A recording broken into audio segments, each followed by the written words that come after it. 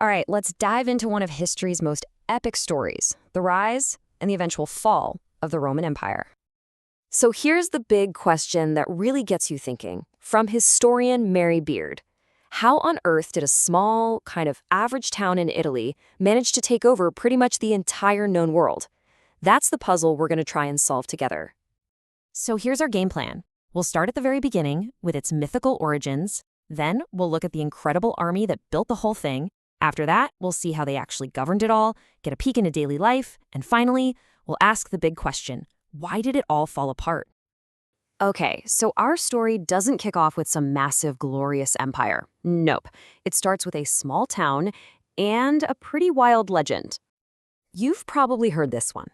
The Romans had this incredible origin story about twin brothers, Romulus and Remus, who were abandoned as babies and then, get this, saved and raised by a she-wolf. Now, this wasn't just a bedtime story. It was a powerful statement. It basically said that Rome was special, favored by the gods right from the very start. Now, the real story is a little less wolf-centric, but it's just as important. Around 753 BC, Rome started as a humble village right on the Tiber River. But the real game changer happened a couple of centuries later. In 509 BC, the Romans did something totally radical for the time. They got rid of their king and created a republic, a government where the citizens, not some monarch, had the power. Okay, so you've got a republic. Great. But how do you go from that to a world-spanning empire? Well, you need an engine. And for Rome, that engine was its army. And man, was it legendary. Just let that number sink in for a second. 25 years. That was the standard term of service for a Roman soldier. This wasn't just a job, it was your entire adult life. It created an army of absolute professionals. But it was also a clever way to expand. When soldiers retired, they were often given land in the places they conquered, which helped spread Roman culture and kept the far-flung parts of the empire loyal. The Roman army operated on this brutally simple and effective cycle. First, you conquer new places. That brings in a ton of money from treasure and new taxes. What do you do with that money? You use it to build an even bigger, better army. And what does a bigger army do? It conquers more land. It was a perpetual motion machine of conquest. And listen, Rome wasn't just picking on easy targets. We're talking about them going head-to-head with brilliant generals like Hannibal of Carthage, who, by the way, marched war elephants over the Alps to attack Italy. I mean, can you even imagine? The fact that Rome could survive that, adapt, and eventually win just proved their military was on another level entirely. But, conquering land is one thing. Holding onto it, governing it, that's a whole different ballgame. And this is where Rome's real genius shines through, not just in its fighting, but in its politics. So, the Republic's government was this really clever balancing act. On one side, you had the Senate.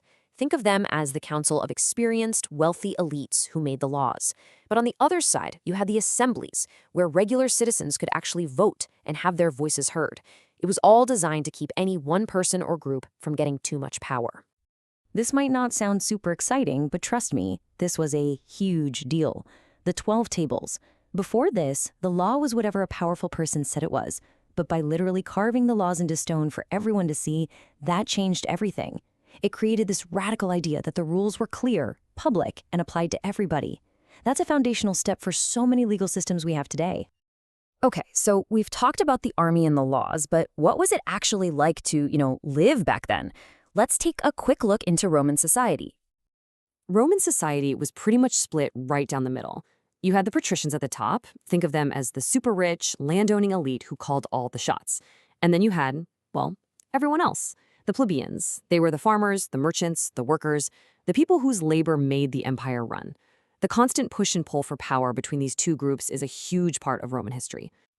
And Roman culture, wow, it was this incredible mix of grand spectacle and deep tradition. I mean, you've got the Colosseum for these brutal, massive public games. Then you have the Pantheon, this architectural marvel, a temple to their gods. Religion was a huge part of life, with gods like Jupiter and Mars. But at the very heart of it all was family. Family was the core of Roman society. But here's the thing, right? As history shows us time and time again, nothing lasts forever. So what went wrong? What brought this massive empire to its knees? And the first thing you have to understand is that there's no single, simple answer. It wasn't one bad emperor or one lost battle. The fall of Rome was, it was a slow, agonizing process that happened over centuries. It was really a perfect storm of everything going wrong at once. So what was in that perfect storm? Well, for starters, you had constant invasions from groups like the Goths and Vandals hammering the borders. Inside the empire, the government was a mess of corruption and chaos. The economy was collapsing under the weight of super high taxes. And on top of all that, horrible plagues were sweeping through and killing huge numbers of people. Each problem just made the others worse. So, the end kind of happened in two stages. The Western Empire, the one with Rome at its heart, officially fell in 476 AD. But, and this is a huge but, that wasn't the end of the story, not by a long shot.